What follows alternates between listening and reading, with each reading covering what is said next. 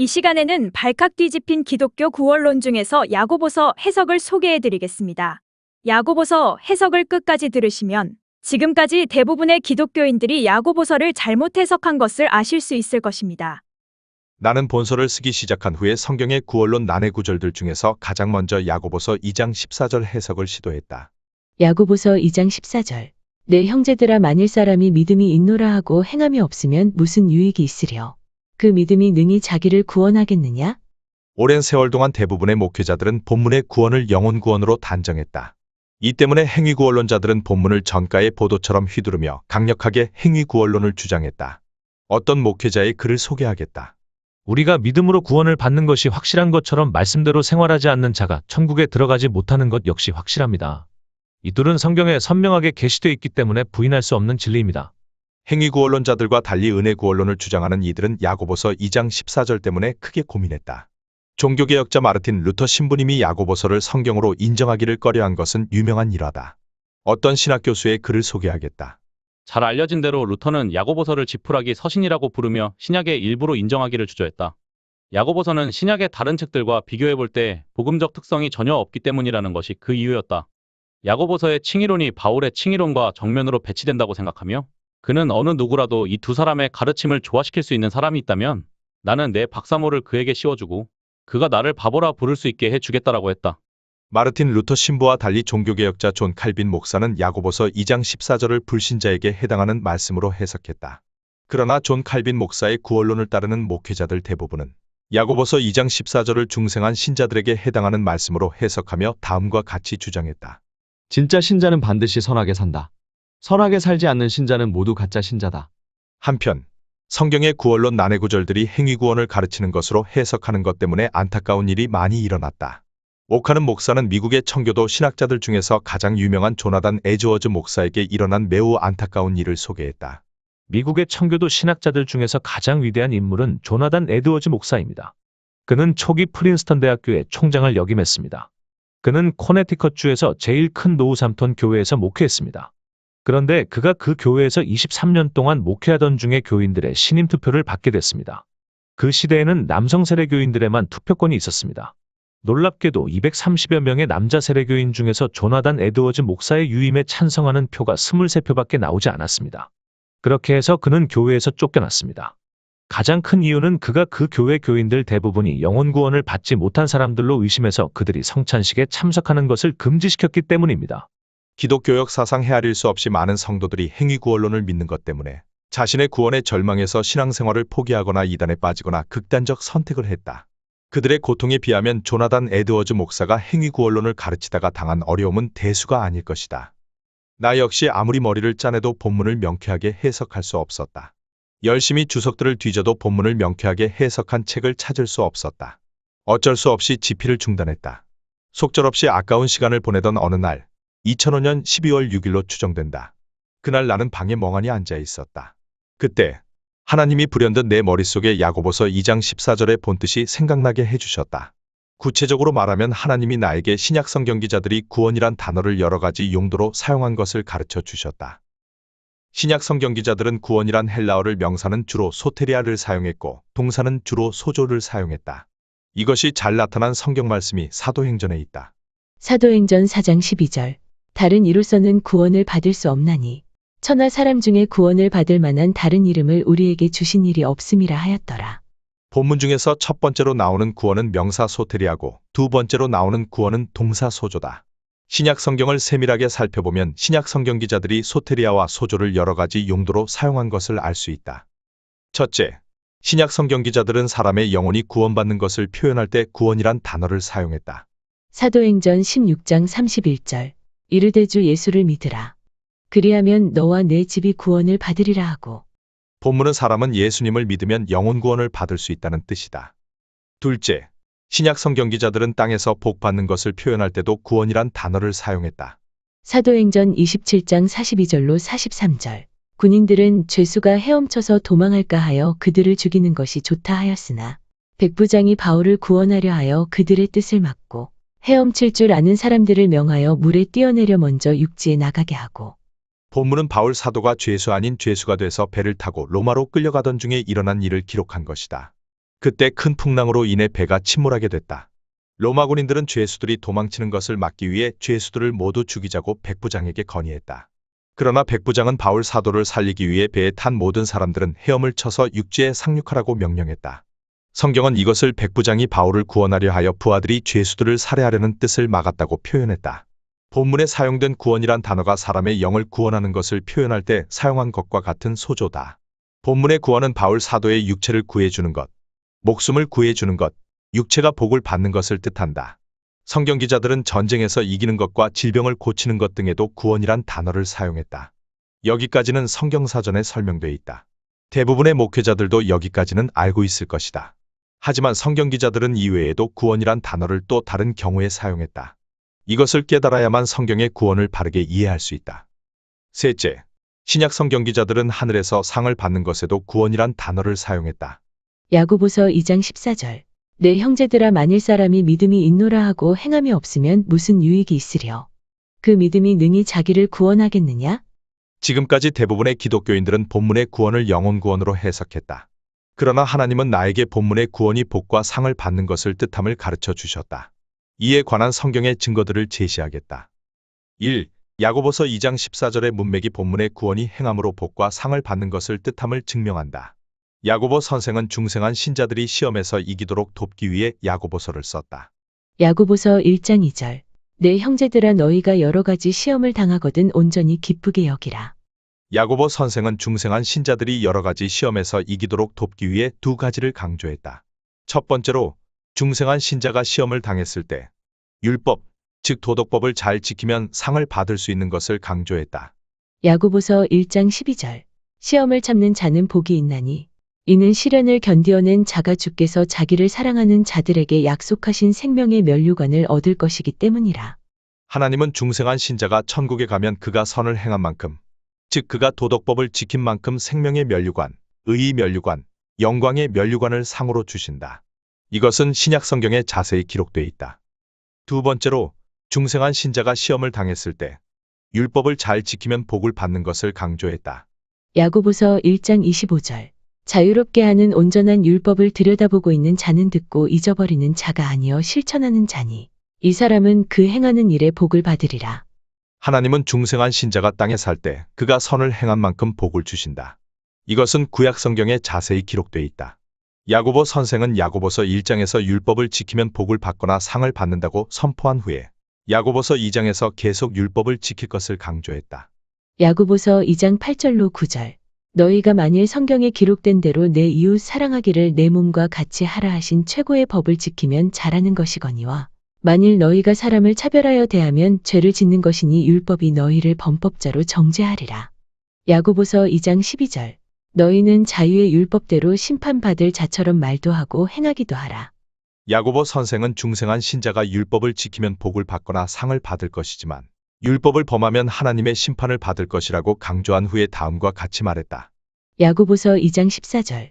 내 형제들아 만일 사람이 믿음이 있노라 하고 행함이 없으면 무슨 유익이 있으랴. 그 믿음이 능히 자기를 구원하겠느냐? 본문의 문맥을 볼 때 본문의 행함이 율법을 행하는 것을 의미함을 알 수 있다. 따라서 야고보 선생이 야고보서 1장에서 율법을 지켜야 상을 받고 율법을 지켜야 복을 받는다고 말한 것을 야고보서 2장에서 율법을 행해야 구원, 즉 의롭다 함을 받는다고 바꿔서 말한 것을 알 수 있다. 다시 말해서 그가 야고보서 1장에서 율법을 지키지 않으면 땅에서 저주를 받고 하늘에서 상을 박탈당한다고 말한 것을 야고보서 2장에서 율법을 행하지 않으면 구원, 즉 의롭다 함을 받지 못한다고 바꿔서 말한 것을 알 수 있다. 더 나아가서 야고보 선생이 율법을 지켜야 복을 받고 율법을 지켜야 상을 받는다고 표현하는 것이 번거롭기 때문에 두 문장을 줄여서 율법을 지켜야 구원을 받는다고 표현한 것을 알 수 있다. 나중에 설명하겠지만 다른 성경 기자들도 구원이란 단어를 상을 받는 것에 사용했으므로 야고보 선생의 표현에 전혀 문제가 없다. 2. 야고보 선생이 아브라함과 라합의 행위를 예로 들어서 구원을 설명한 것도 야고보서 2장 14절의 구원이 행함으로 복과 상을 받는 것을 뜻함을 증명한다. 야고보서 2장 21절. 우리 조상 아브라함이 그 아들 이삭을 제단에 바칠 때에 행함으로 의롭다 하심을 받은 것이 아니냐? 야고보 선생은 아브라함이 하나님께 이삭을 바친 사건을 근거로 중생한 신자는 행함이 있는 믿음으로 의롭다 함을 받는다고 선언했다. 이 말의 절반의 뜻이 창세기에 기록되어 있다. 창세기 22장 16절로 18절.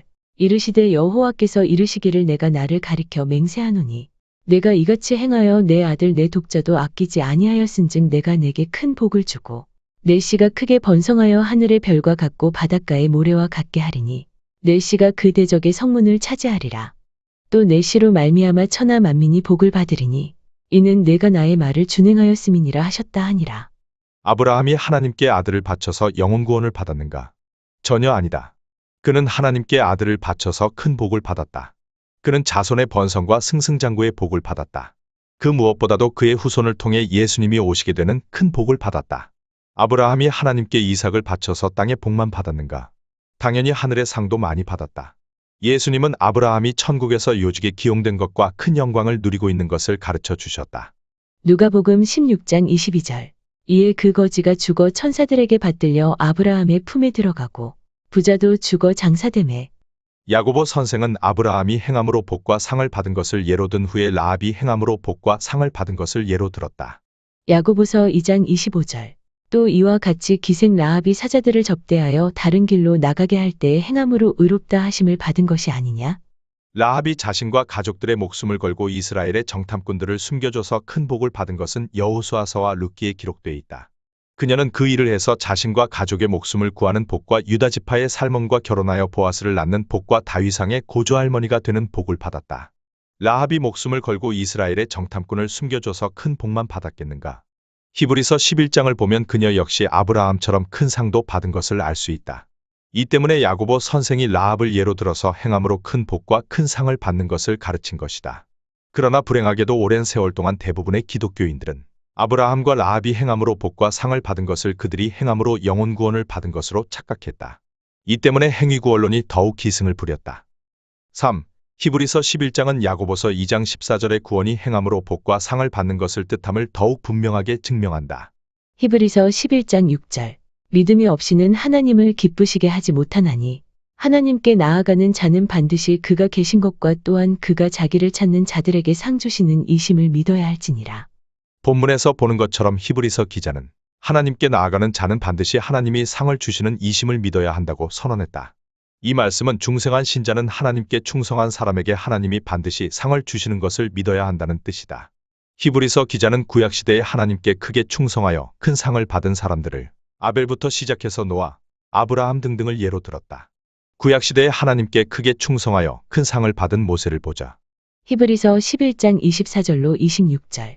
믿음으로 모세는 장성하여 바로의 공주의 아들이라 칭함 받기를 거절하고 도리어 하나님의 백성과 함께 고난 받기를 잠시 죄악의 낙을 누리는 것보다 더 좋아하고 그리스도를 위하여 받는 수모를 애굽의 모든 보화보다 더 큰 재물로 여겼으니 이는 상 주심을 바라봄이라.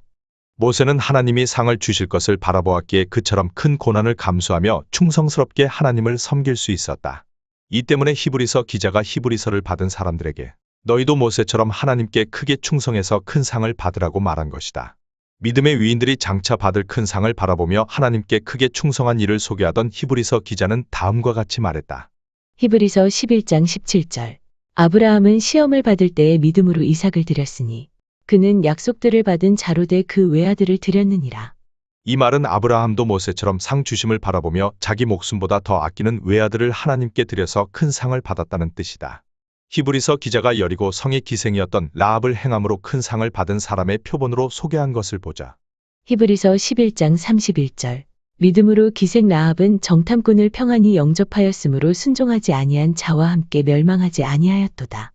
이처럼 히브리서 기자와 야고보서 기자가 동일하게 아브라함과 라합의 행함이 있는 믿음을 예로 들어서 행함이 있는 믿음으로 복과 상을 받는다고 선언했다. 다만 히브리서 기자가 행함이 있는 믿음으로 복과 상을 받는다고 표현한 것을 야고보서 기자가 행함이 있는 믿음으로 구원을 받는다. 행함이 있는 믿음으로 의롭다 함을 받는다고 표현한 것이 다를 뿐이다. 오랜 세월 동안 이것을 깨닫지 못해서 야고보서를 근거로 비성경적인 행위구원론을 주장한 것이다. 4. 아브라함과 라합이 영혼 구원을 받은 때도 야고보서 2장 14절의 구원이 행함으로 복과 상을 받는 것을 뜻함을 증명한다. 먼저 아브라함이 행함이 없는 믿음으로 영혼 구원을 받은 때를 상징적으로 보여주는 사건을 기록한 창세기부터 보자. 창세기 15장 3절로 6절. 아브람이 또 이르되 주께서 내게 씨를 주지 아니하셨으니 내 집에서 길린 자가 내 상속자가 될 것이니이다. 여호와의 말씀이 그에게 임하여 이르시되 그 사람이 내 상속자가 아니라 내 몸에서 날 자가 내 상속자가 되리라 하시고 그를 이끌고 밖으로 나가 이르시되 하늘을 우러러 무뼈를 셀 수 있나 보라.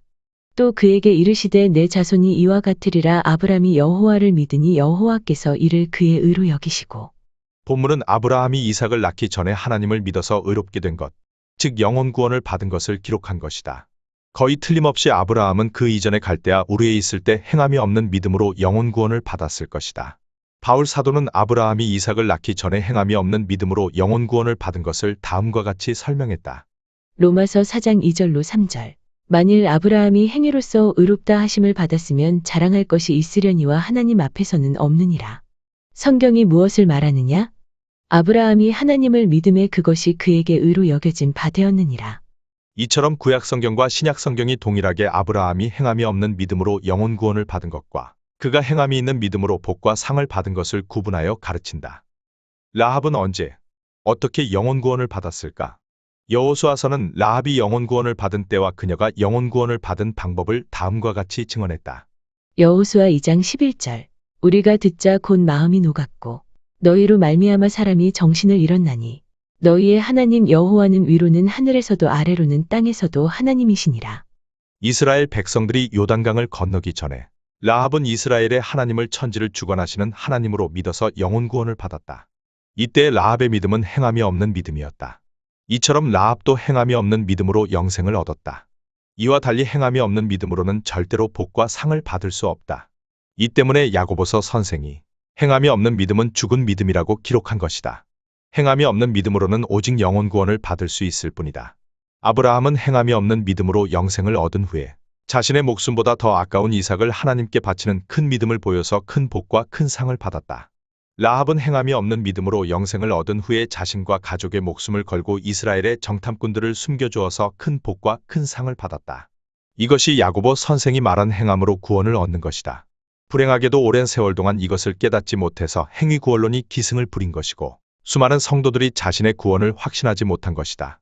구원이란 단어의 용도를 구분하는 방법은 간단하다. 100% 하나님의 은혜로 주시는 구원은 영의 구원을 뜻한다. 사람의 노력하는 데 따라서 하나님이 주시는 구원은 복이나 상이다.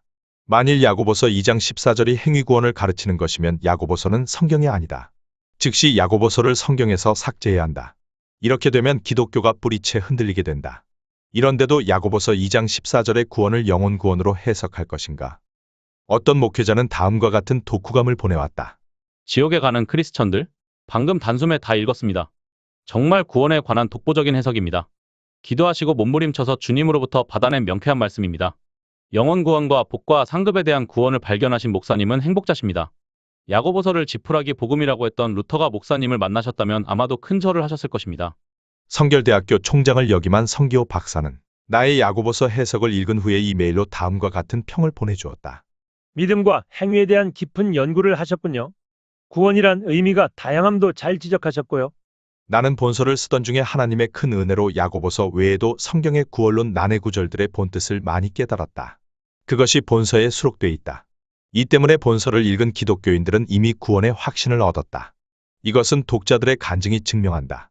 1강에서 소개한 김명순 집사의 나머지 간증을 소개하겠다. 저는 지치도록 하나님께 따져대고는 그 다음날 기도 응답으로 인터넷을 통해 이화영 목사님을 알게 되었습니다.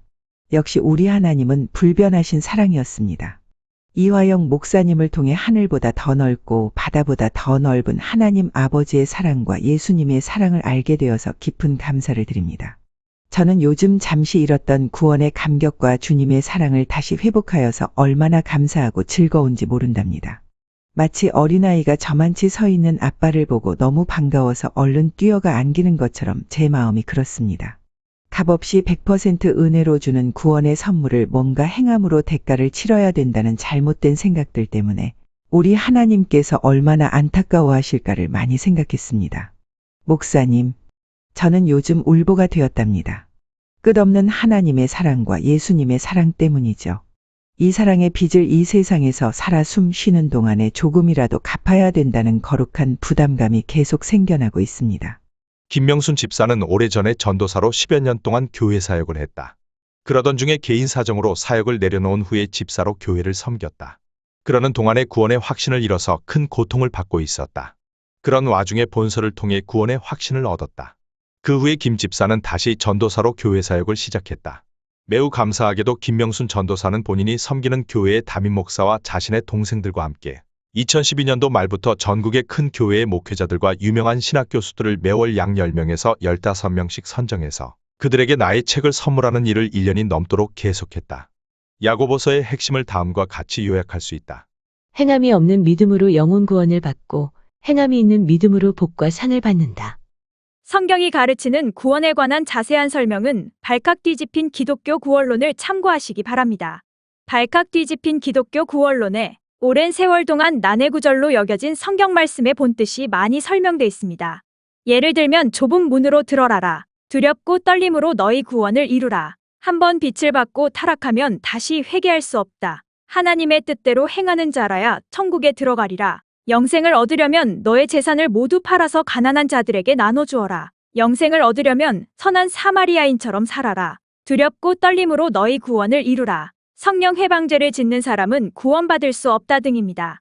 발칵 뒤집힌 기독교 구원론은 교보문고, 가피플, 알라딘 등의 인터넷 서점에서 구입하실 수 있습니다. 구독, 좋아요, 공유는 방송을 하는데 큰 힘이 됩니다. 시청해주셔서 감사드립니다.